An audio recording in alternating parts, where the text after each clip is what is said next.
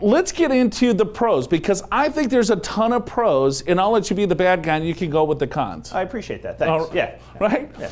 So what I find fascinating about this is that it's going to bring a lot more investors, and we've seen this. It's bringing more investors to the forefront because I'm passionate about a certain topic or an issue or whatever the case may be. And so people will invest, and when markets go bad, they're probably not going to sell out.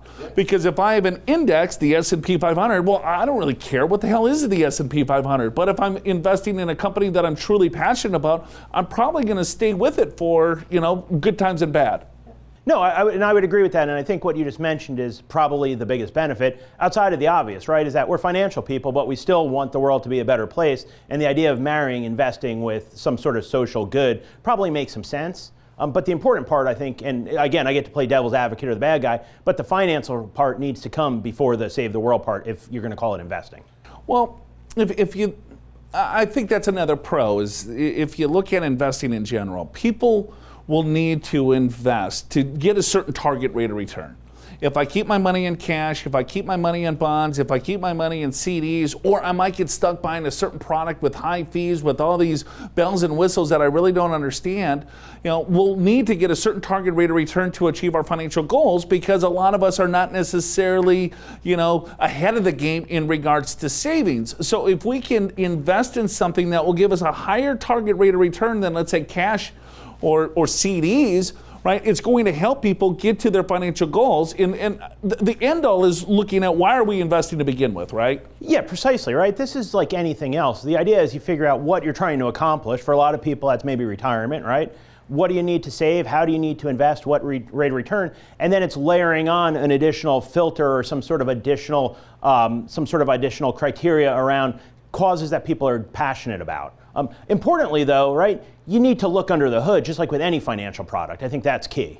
You were our director of research at Peer Financial Advisors, manage $2.5 billion and some change. We have, and you're part of the head of the investment committee and everything else, so you're very familiar with how you look at research in regards to funds. What can our viewers learn from your research capabilities if they wanted to get into, let's say, an ESG or socially responsible or impact fund? There's so many different names now. You Google it and you're going to get bombarded with information. And I think even the SEC is like, hey, this is getting out of control because these big Wall Street firms are using this as a ploy to get more investor dollars, but the underlying transparency could be, not so great.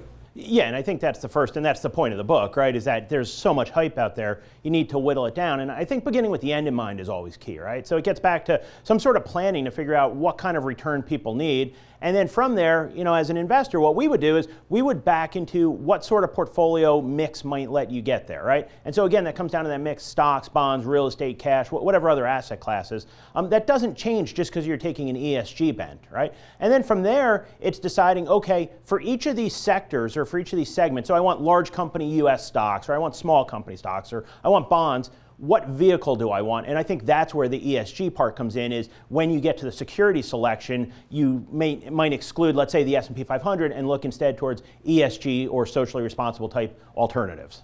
So if I'm constructing the portfolio, it's the first decisions I want to make is, all right, well, how much money I have in stocks versus bonds, right? Because then that will help dictate what target rate of return. And then from there, you slice the pie up even more. Say, here, I want this in large companies, real big companies, here in smaller companies, international emerging markets. And then I create that. And then now it's like, all right, well, if I want to cut the pie even to get a finer cut, if you will, you could say, I just want socially responsible. Then you could pick your funds giving those criteria. Yeah, but I think that's where the real challenge comes in. Although, to be honest, statistics show that that's the least valuable from an investment perspective part of the process. It's the big picture that contributes the most to return. The asset allocation is going to drive most of the... So if you're ESG or non-ESG, is it going to have that big of a difference? It'll have a difference, but what's going to determine whether you get where you want to go is the asset allocation, and frankly, whether or not you're saving enough. Go to yourmoneyyourwealth.com and click on our special offer. It's pursuing a better investment experience.